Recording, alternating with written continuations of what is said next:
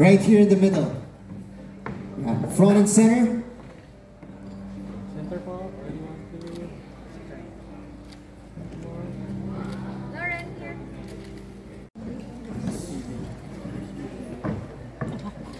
Saan ba traffic?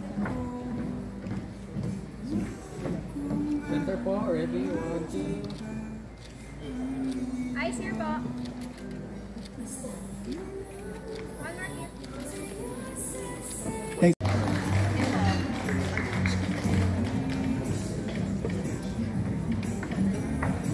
Yan, sa may blue line. Sa may blue line. Forward. Center muna. Center. Ready? 1, 2. One more here, Ranson.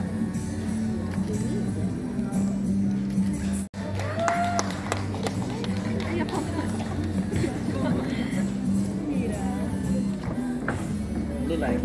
Blue line. Blue line. Forward pa. Ready? Center. 1, 2, 3. One more here po.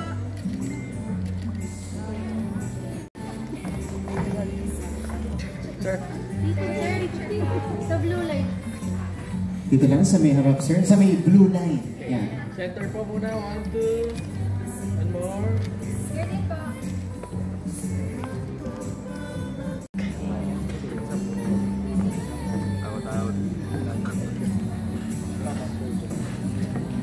Center po ba? 1, 2.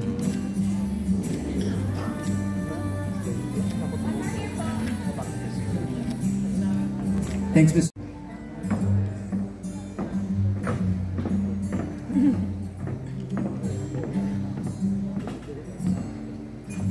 Center ma'am. 1, 2. One more. One more here po. Left, please.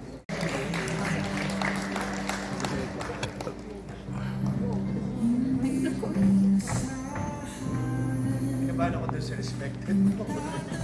Tapos sir. Tama naman, sir. One more here po. Happy New Year, everyone. Here po. Denise Laurel!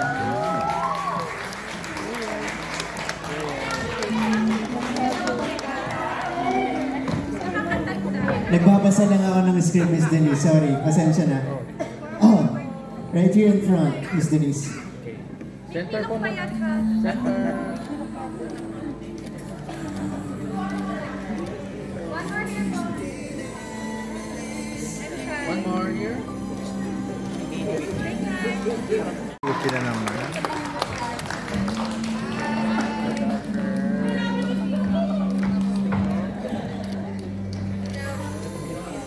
Center po muna. 1, 2. Center. Tingin po dito.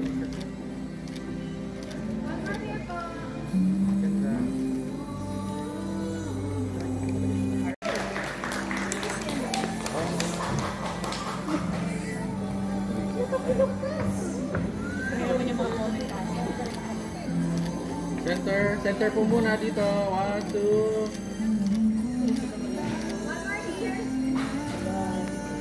Para kasama ako sa Na may kasalanan ni Allen dito sa serye. Ano po ang prinsesa ng City Jail, Sofia Pablo!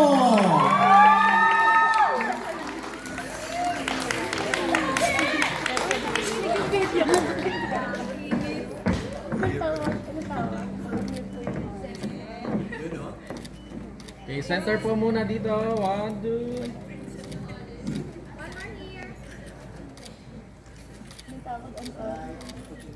Prinsesa ng jails. Once again, a round of applause to our star-studded cast and director of Prinsesa ng City Jail. At this point, we request them to please form a line here, at least compress right in the middle for one big photo op. This is for our friends from the press. Before we proceed to our Q&A.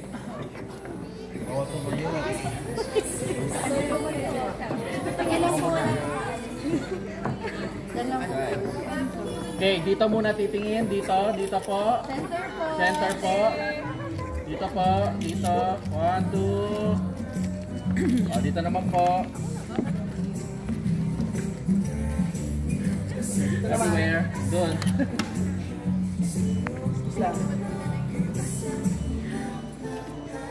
Creative they are. Oo. Di ba? Okay, iwan na natin. Kaya palakpakan muli po natin ang cast at director ng Prinsesa ng City Jail muli. Darating na po yan, January 13. Alright. Na mamaya-maya po magkakaroon ulit tayo ng photo op, but for now, Nidirect sila. Well, unang-una, chemistry. Chemistry. Ang lakas talaga ng chemistry nila kahit hindi nagsasali. Kahit off-cam, ang lakas ng chemistry. Hindi talaga. Tapos yung dedication nilang dalawa, parang si Marvin at Julina, nakikita ko, lalo na to, yung pagka-ano ni Marvin nung araw, yung pagka-driven, yung nangangarap, yung gano'n. Kaalala ko talaga si Marvin sa batang ito. Tapos yung chemistry, tapos match na match yung kanilang talento. And then yung support sa isa't isa. Mararamdaman mo if it's his scene, she will give it to him. If it's her scene, he will give it to her. Yung respeto nila sa isa't isa, yung suportahan nandun. So hindi ka nahirapan? No, not at all. Na ilabas ko nung dapat kailangan? Hindi po. Not at all. Especially the kilig scenes. Siyempre doon sa drama, hindi ako nahirapan. Hindi rin ako nahirapan. May mga times na, siyempre kinakarir namin, yun. Gusto naman nila yun, pinag-usapan namin yun. Pero magagaling po yung bata, yung dalawang batang to, walang biro. Well, before we started the project, nag-workshop naman kami, extensive workshop. Doon pa lang nakikita na nag-gauge na namin ng workshop facilitator. Ito yung strengths ni ito yung strengths ni ganyan. At nagamit naman po yun sa scripting ng magaling nating creative team. Thank you. Thank you, Direk. Tambalan. Very thankful po kami kay Direk kasi talagang pinush po talaga kami dito ni Direk. Lalo na po ako kasi ito yung first talaga na nasabak po ako sa heavy drama and yung character ko dito, ibang-iba po sa mga ginawa namin before. And talagang may mga eksena doon na katulad po ko ng sabi kanina ni Direk na talagang pinush niya kami kasi may hinahanap si Direk. And sobrang dami kong natutunan kay Direk sa show po na to and talagang thankful po ako sa kanya kasi nagawa po namin ng maganda yan. Nahanap naman. Yun nga po, we're really thankful na si Direk Jerry yung naging director namin here since first heavy drama po namin to ni Alan together. So, kahit papano, it's new for us. Hindi kami sanay na nag-iiyakan o magkaharapan. Sanay kami na parang very rom-com, kilig. And with the help of Direk Jerry, talagang nilinaw niya sa amin kung ano yung gusto niya makita, kung ano yung gusto niyang maramdaman ng audience, kung ano yung dapat namin mailabas. And yun nga po, it's a very nice project and we couldn't have asked for more to have Direk Jerry as our director. Ayun. So gaano kayo ka-mature kayong dalawa dito sa Princess City Jail? Up hanggang sa level na ang maturity ninyo? Si Xavier po, siguro seryoso siya na tao dito. When it comes sa mga bagay-bagay. Kumbaga nalalabas niya lang yung ugali niya talaga sa lolo niya. And seryoso siya na tao kaya nakaka-excite paano yung unang kita nila ni Princess kasi alam naman natin na lumaki siya sa City Jail. And ayun po. Princess po is very mature as in she takes matters into her own hands, lalo na kapag may mga pagsubok na darating. Especially, dalawa lang sila ng tatay niya na lumaki. So, andun siya sa point na sa sobrang mature niya, she's willing to give up her own dreams para lang maalagaan yung tatay niya, malagpasan nila lahat ng pagsubok. Talagang very mature yung mindset niya na pati yung mga tao sa City Jail, kaya niyang mapasunod, nakakagawa siya ng mga program, ganun yung level of maturity niya. Saka, ilan bang kontrabida mo dito, Sofia? Parang... tinignan. Tatlo ba sila? Po? Ilan pa sila? 1, 2, 3. Tatlo po. Si Miss Denise, si Lord, and minsan po si Miss Ina. Magkakaibang edad pa. So, different generations. Ayun. So, kumusta naman ang dynamics mo sa kanila pagdating sa mga eksenang inaapi ka, sinasabunod. May sabunod ba dito? Marami po. May sampan? May ano? Marami po. Pero, ayun nga po. when it comes to yung mga scenes po na gano'n, lalo na kapag yung may mga pisikalan talaga, ang maganda po kasi very open kami. Lalo na kami ni Lauren, ang dami namin malalang sequence talaga. And ang nagpadali po doon is we're really close and pareho kaming willing na, todo na natin para sa ikakaganda ng scene. So yun yung mas nagpa-work sa lahat ng scene. Si Direk Cherry, mga anak, okay lang ba kayo? At mga anak, may galit ba kayo sa isa't isa? Ganong level po yung talaga binigay namin ni Lauren, yung best namin. And of course, with Miss Denise and Miss Ina, ako lang po yung, okay lang po, promise, tulak lang po ako. Si Miss Denise talagang, baby, I'm so sorry, I don't wanna do this to you. Super sweet. So, sobrang gaan lang po ng set kahit super heavy yung show. Ayun. Okay, tanong ko ba si Miss Denise? Ayun. About sa, yung mga eksena mo with Sofia, paano nyo na-handle yun? Paano, may rehearsal ba muna kayo? Well, first of all, Happy New Year, everybody. Thank you for your question. Thank you for making your way here. I know most of us are on vacation mode pa, so thank you for making time for us. To answer your question, first scene of this whole entire series, my first day on the set was hurting Sofia. And it was the first time we had a chance to ever work together. So, syempre, sobrang nagsasorry ako. But we are so confident in the direction of Direk Cherry. I mean, I think the whole cast can agree that we are in great hands. And we feel confident with every step that we take. And what I love about our cast is walang diva dito, walang pa-importante, walang pabigat. Everybody loves what we do, and we love working together. So it's always fun to come on set. Thank you. And thank you rin kila Sofia, and congratulations sa buong cast. Happy New Year! Happy New Year! Well, alam naman natin lahat, napakahirap po mag-shoot sa totoong kulungan. We have to follow the rules, ang daming... hindi nga kami pwede Ay po, Miss Sherry, hindi kami pwede magpasok ng mga gamit. Alam niyo ba yun? Kinukumpis ka ang aming mga cellphone, ang aming mga... Sorry po, mainitin ako. Napindot ko ng malakas. Sorry. Tapos, ito realidad talaga to. Every week nag-iiba yung policies ng kulungan sa amin.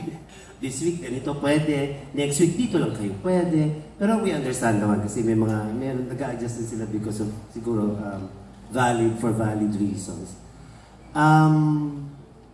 Napakainit.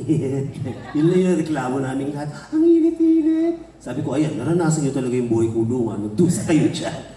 Nakakatulong din yan para maintindihan nila yung role na lalo na po si Miss Beauty and si Miss Denise na mga at Miss Ayen. Sila yung mga sadlak sa kulungan. Maraming challenges. Pero na-overcome lahat yun nung saya namin. Kasi maniwala kayo, hindi, napakainit, nagpuputik at nanlalagkit kami, bumabagyo pa po yun, nakabota kami. Pero pagkatawa lang kami ng tawa, naglaganyan kami sa putikan para kami mga bata. Yun po. Thank you. Thank you po. And alam po natin na kung ano yung bago. It's very relatable po. Hindi lang yung characters yung dalawang bida. Actually, I'd like to take this opportunity to thank the creative team. Buong buo po kasi lahat ng characters dito. Lahat po sila.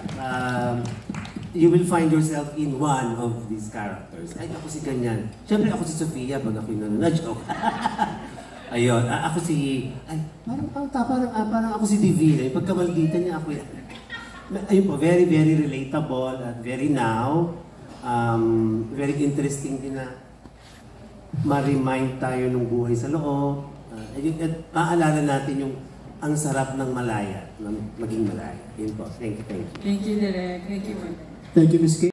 Thank you for the questions, Ms. Rose. Unang-una sa lahat, I want to thank GMA for continuously supporting me since lumipat ako noong 2021 hanggang ngayon. Patuloy-tuloy yung binibigay na projects nila sa akin at iba-iba talaga yung projects na binibigay. I said yes to this because why not? Ang ganda ng storya. Tama yung sinabi ni Direk Cherry. Each character here will shine. It's not only because of Princess or because of Charlene or because of the Divina, but lahat kami dito may purpose sa story. And I want to be part of that. Because, syempre, as an artist, gusto ko rin I want to learn from my co-actors. I want to learn something new. And it's not always about me. It's about the story. And the story itself is very timely.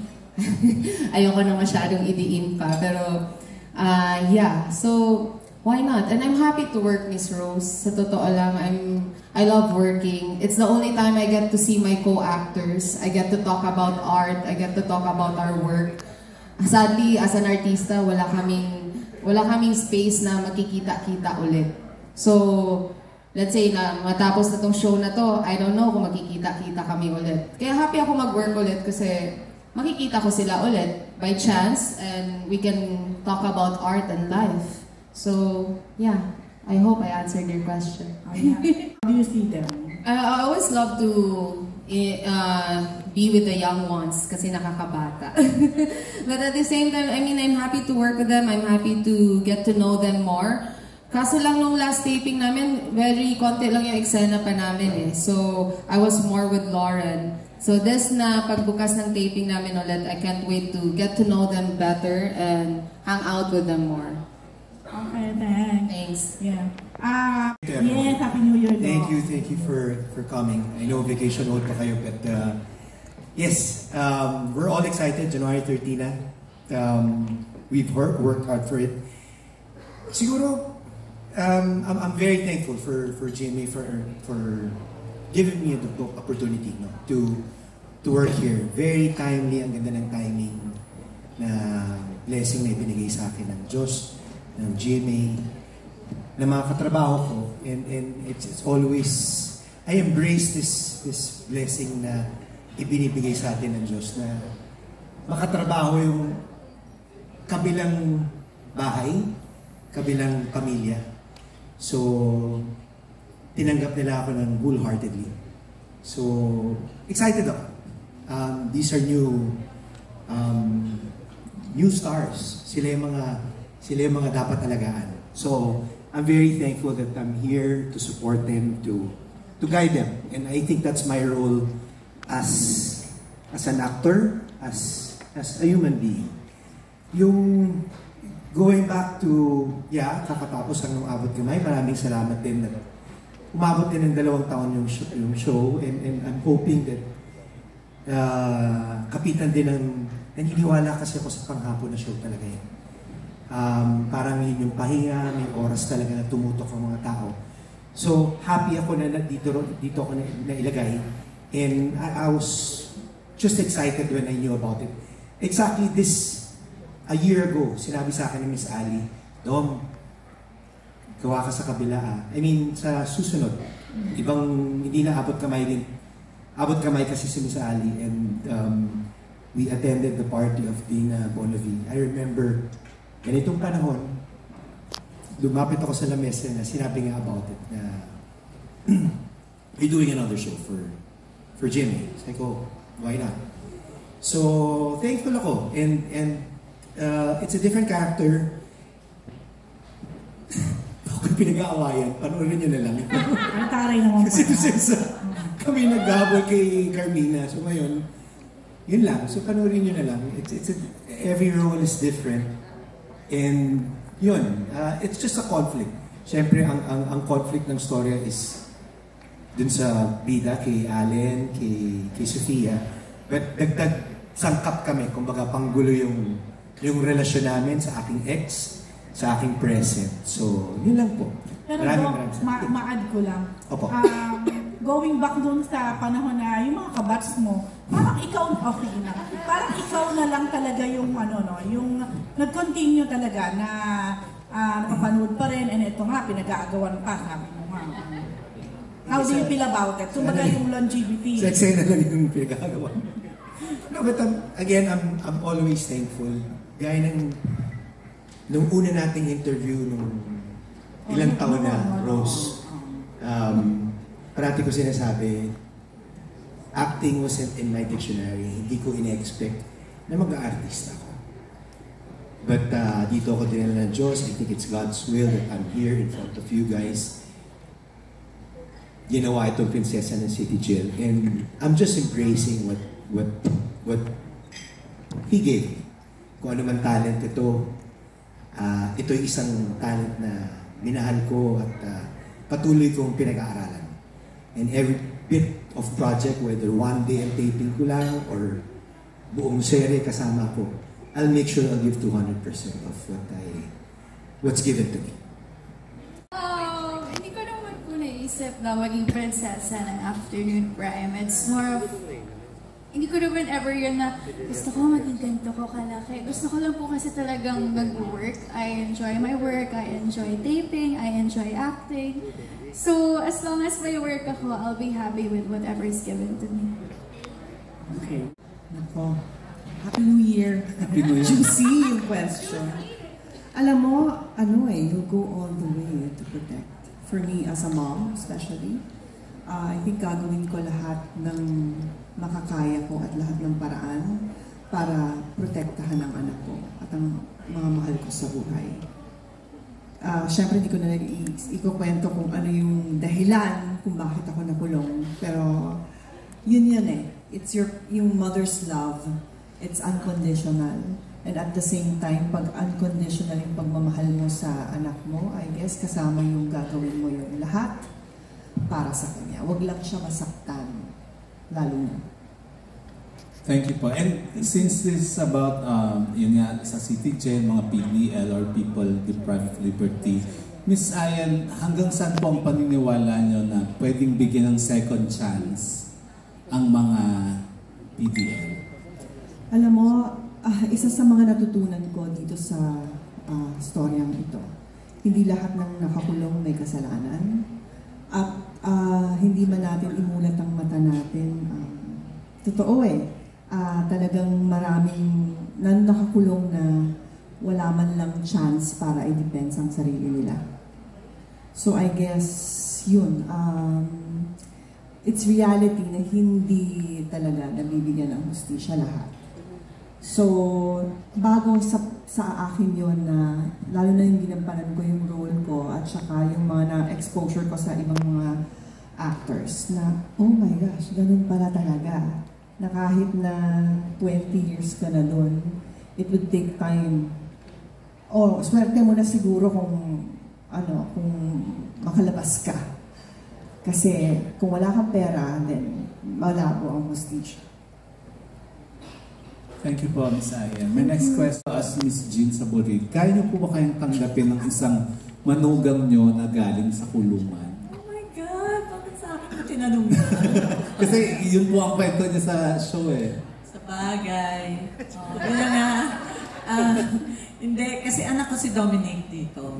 So ayaw ko kay Beauty kasi nga meron siyang past. Pero I think sa tunay na buhay, I think you have, ako kasi maawain akong tao tsaka hindi ako masyadong judgmental. I see to it kung ano yung nasa puso ng tao. Kung mabait siya sa anak ko at kung mahal niya ang anak ko, nakikita kong pinagsisilbihan niya yung anak ko. I think I can accept. Pero kasi dito, role lang yun. Kayo naman. Mabait ako sa tunay na buhay. Hindi ako nananabunot at nananampal ng ano.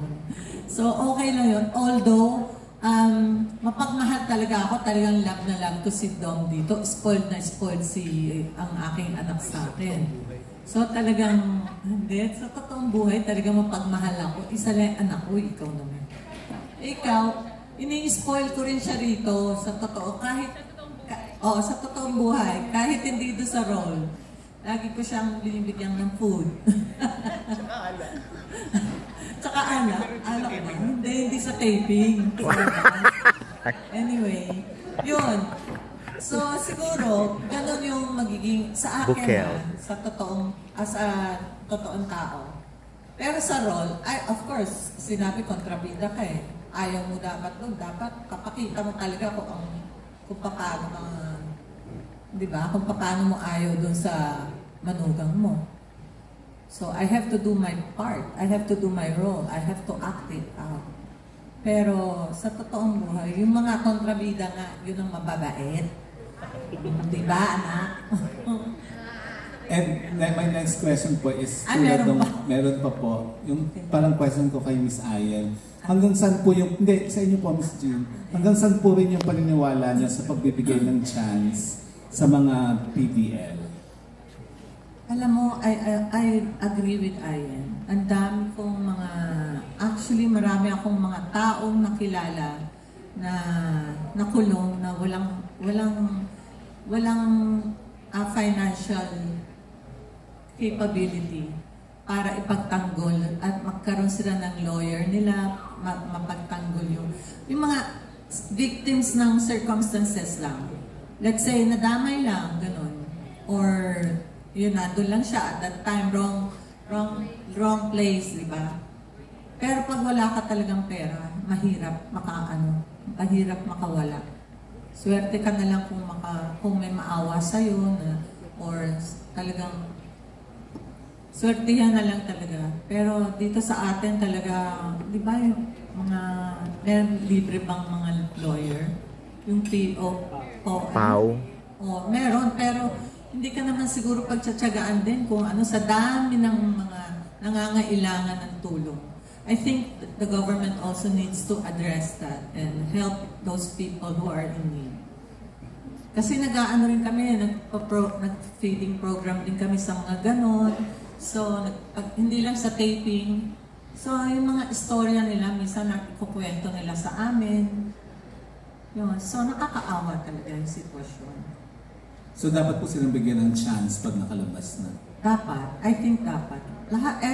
Everyone dapat may chance, bigyan ng chance. There's always a second chance. I think yung last na ginawa ko dito was way back 2016. So, thankful ako na binigyan naman nila ako ng chance ulit na makapag-work dito sa GMA. Though, dito naman talaga dito ako nag-start talaga, That's Entertainment days pa. So, alam mo naman yung That's Entertainment yun, di ba? Inabutan mo. So anyway, yun, thankful ako na binigay sa akin yung project. And medyo at first, honestly, medyo worried nga ako eh. Direk, kasi first time ko nakatrabaho si Direk, saka yung buong cast. So, nandun yung doubt ko sa sarili ko na hindi ko alam kung mabibigyan ko ba ng justice tong character na to. So, talagang dinasal ko na lang and nagre-rely na lang din ako kay Direk after take. Talagang tinatanong ko siya kung Direk, okay ba yung ginawa ko o ano. Basta kung ano man yung hindi mo gusto o mali, sabihin mo sa akin ng direkta. Kasi mas gusto ko yung gano'n kaysa yung parang uneasy ka minsan, nag-iisip ka, tama ba yung ginawa ko, okay ba? Kasi syempre hindi lang yung sarili ko, iniisip ko rin si Sofia. Mabigat yung mga eksena namin. And itong batang to, lugi nga ako dito, ang bilis umiyak. Ako ngayon nahihiya sa, sorry na ka, sandali lang ha. Mag-i-emote muna ako. So nakakatulong naman, at least yung nagyayakap kami o hawakan niya ako, at least nakakatulong naman. Minsan si Direk, papataw, Direk, tulungan mo naman ako dito. Pag may binanggit na siya, yun na, iiyak na ako. So, thankful na rin and first time ko kasi nakatrabaho na ito and nakabalik dito sa GMA. Thank you so much. Jail guard, warden. Actually, naging barkada ko na yung mga tiga Laguna. Tuwing tayo, idol, ganyan. Lalapitan ko sila pag naka-break naman. Kukwentuhan ko sila, kikipagkwentuhan sila. And meron sila kasi yung mga projects na ginagawa, yung mga mini basket or yung mga wallet. So, in my own little way, bumibili ako sa kanila para makatulong din sa kanila. Dahil, syempre, kahit papaano, tao pa rin yan eh. And hindi naman lahat dyan nakulong may kasalanan. So, syempre, let's wait for the hope na maging okay sila, na paglalabas sila. Yeah. Thanks, Sir Kim. Kahit alam mong mali siya. Shucks. Happy New Year! Okay, to be honest, medyo hindi. Parang wala sa personality ko kasi even with my family, even with my mom, my sister, or my best friends, kapag mali, I mean, I still love you, but I'm gonna tell you talaga mali yan and I won't tolerate. Pero at the same time, for the role, medyo na-enjoy ko din kasi babaeng bakla yung character ko. So in a way, medyo parang naintindihan ko rin siya. Kasi yung character naman ni Divina dito, kumbaga, sobra lang niyang hurt na tao.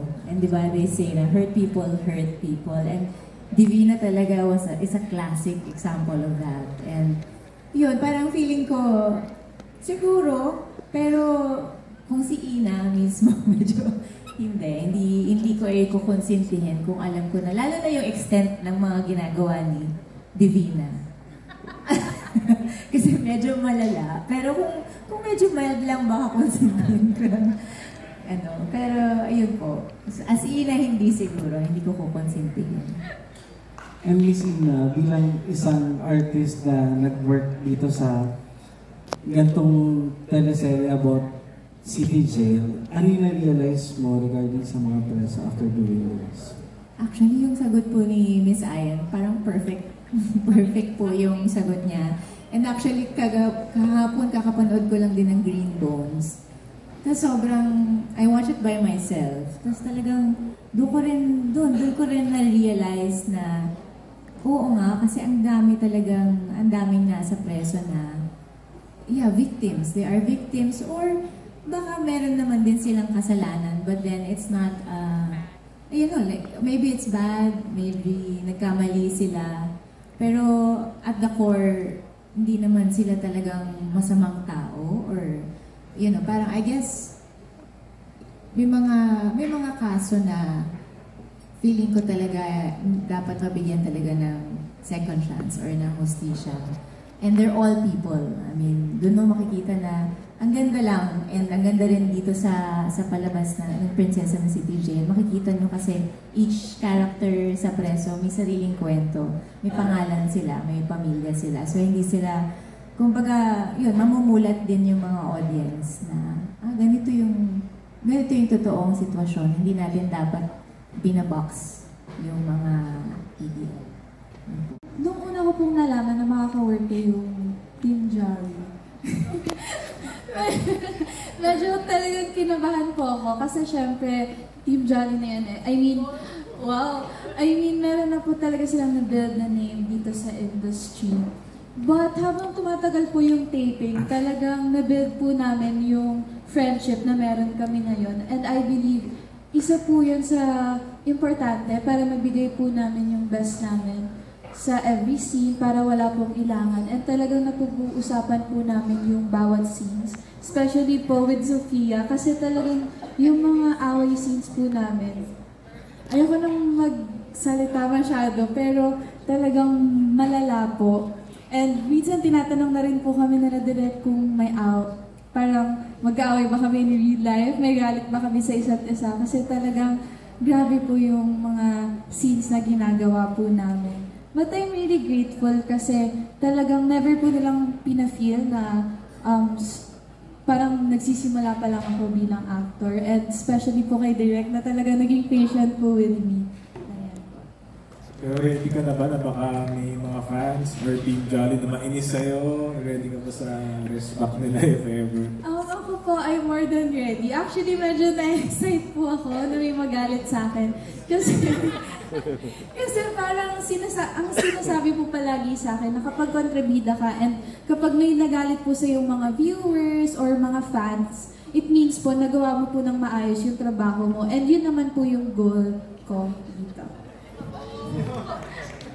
For me, parang there's no such thing as supporting or whatsoever. Kasi parang ako, every time na may project or like any role na ibigay sa akin, very excited ako gawin siya. Kasi kaya yun yung trabaho ng mga artista. It's for you to give life justice to your character. So, that's what I'm really excited about. Every time na, yun na nga, may gagampanan ulit akong bagong character. So, doon na, pag-iisipan ko na kung paano ko bibigyan ng buhay itong role na to, like si Mimi. So, paano ko bibigyan ng, alam mo yun, iba-ibang klaseng atake na hindi mo makikita yung mga nanggampanan ko before.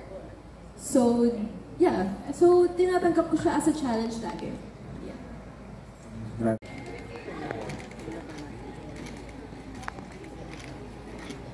At video naman po. Yan, for our news team for 24 Oras.